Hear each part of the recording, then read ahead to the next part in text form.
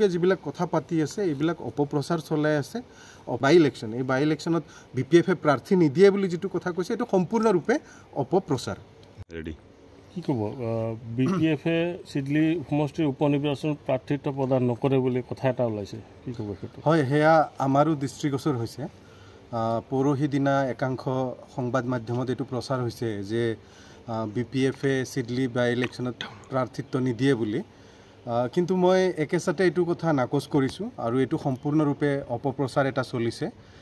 বাই ইলেকশ্যনত BPF-ৰ ফালৰ পৰা কেণ্ডিডেট প্ৰক্ষেপ কৰা হ'ব আৰু আমি জোৰদাৰভাৱে নিৰ্বাচনত অংশগ্ৰহণ কৰিম আৰু চিডলি যিটো সমষ্টি এই সমষ্টিত জয়যুক্ত হ'ম আমি মই এইখিনি ক্ষেত্ৰত আৰু এটা কথা ক'ব খোজোঁ যে যিসকল যিটো প্ৰচাৰ হৈছে সংবাদ মাধ্যমত এইটো সম্পূৰ্ণৰূপে অপপ্ৰচাৰ আৰু আমি তাৰ বিষয়ে অলপমান তদন্ত চলাইছোঁ আৰু তদন্ত চলাই গম পাইছোঁ যে UPPL-ৰ নেতা কেইজনমানে এই যিটো ইনপুট এই সংবাদ মাধ্যমক দিছিল আৰু যাৰ বাবে সংবাদ মাধ্যমে এইটো প্ৰচাৰ কৰিছিল গতিকে UPPL দলৰ নেতাকৰ্মীবিলাকে এনেকুৱা ধৰণৰ অপপ্ৰচাৰ চলাই আছে এফালে তেওঁলোকে মিত্ৰতাৰ কথা কৈ আছে আৰু আনফালে তেওঁলোকে এনেকুৱা কিছুমান ৰাজনীতি কৰি আছে যিবিলাক মিত্ৰতাৰ কাৰণে ভাল নহয়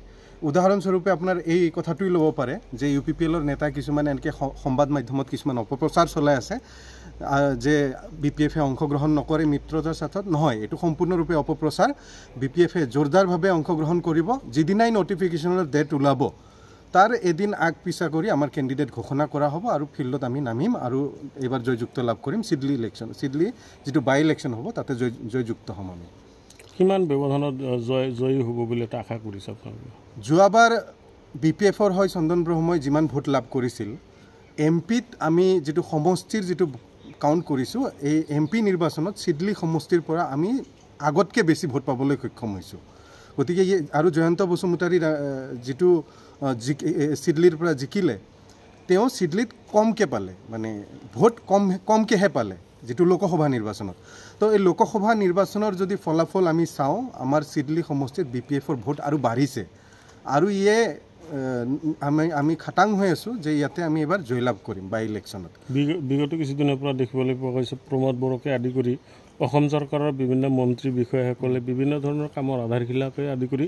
বিভিন্ন কাৰ্যকলাপত লিপ্ত হৈ থকা পৰিলক্ষিত হৈছে উপ নিৰ্বাচনক কেন্দ্ৰ কৰি চৰকাৰী পক্ষইতো এইবিলাক কৰিবই কিন্তু যি কৰিলেও এতিয়া চাওক আপোনাৰ MP যিটো নিৰ্বাচন হ'ল MP নিৰ্বাচনত যি ধৰণৰ ফলাফল আমি লাভ কৰিলোঁ মাথো তিনিটা দল BJP UPPL আৰু আপোনাৰ AGP এই তিনিটা দল লগ লাগি খেলাৰ পিছতো MP নিৰ্বাচনত আমি খুব কম মাৰ্জিনত আমাৰ MP জিকিব নোৱাৰিলে কিন্তু খুব কম মাৰ্জিনত এই ঘটনাটো তেওঁলোকে জিকিলে আৰু আমি যিখিনি ভোট পালোঁ ইয়ে প্ৰমাণ কৰে যে ৰাইজ আমাৰ পিনে আছে আৰু ৰাইজে এবাৰ আমাকে ভোট প্ৰদান কৰিব আৰু যিটো আপোনাৰ অপপ্ৰচাৰ UPPL দলৰ এতিয়া প্ৰমোদ বড়ো ডাঙৰীয়াৰ কথাবিলাক বহুত আদৰ্শগত কথাবিলাক তেওঁ কোৱাৰ নিচিনা দেখায় কিন্তু তেওঁৰ যিবিলাক কৰ্মকৰ্তা আছে এইবিলাকে গ্ৰাউণ্ডত খুব বেলেগ ধৰণৰ অপপ্ৰচাৰ চলাই খুব নিম্ন খাপৰ ৰাজনীতি কৰা দেখা যায় যেনে মিত্ৰতাৰ কথাটো চলি আছে এফালে আনফালে তেওঁৰ যিবিলাক নেতাকৰ্মী আছে একাংশ নেতাকৰ্মী এই নেতাকৰ্মীবিলাকে এনেকুৱা ধৰণৰ অপপ্ৰচাৰ চলাই আছে যে যদি মিত্ৰতা হয় BPF আৰু UPPL-ৰ তেতিয়াহ'লে হাগ্ৰামা মহিলাৰী ডাঙৰীয়া দিছপুৰত যাব কেবিনেট মন্ত্ৰী হ'ব আৰু প্ৰমোদ বড়ো ডাঙৰীয়া ইয়াৰে চিফ হৈ থাকিব বুলি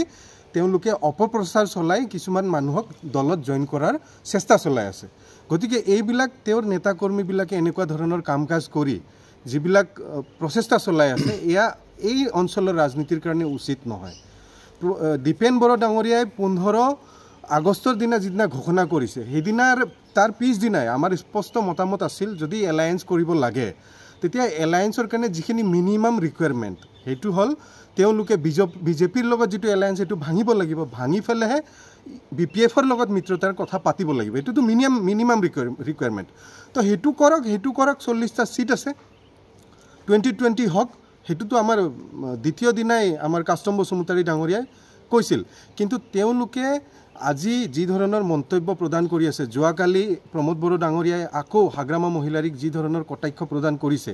ইয়াৰ পৰা এইটো মানে নিশ্চিত হয় যে তেওঁলোকে এই পজিশ্যনত নাই য'ত তেওঁলোকে বিজেপি দলৰ লগত মিত্ৰতা ভংগ কৰি BPFৰ লগত এলায়েন্স কৰিব পাৰে মই ভাবোঁ ৰাজপাট এৰাৰ পজিশ্যনত আজিৰ তাৰিখত প্ৰমোদ বড়ো নাই তেওঁলোকে এতিয়া মাখন ঘিউ খাই আছে আৰু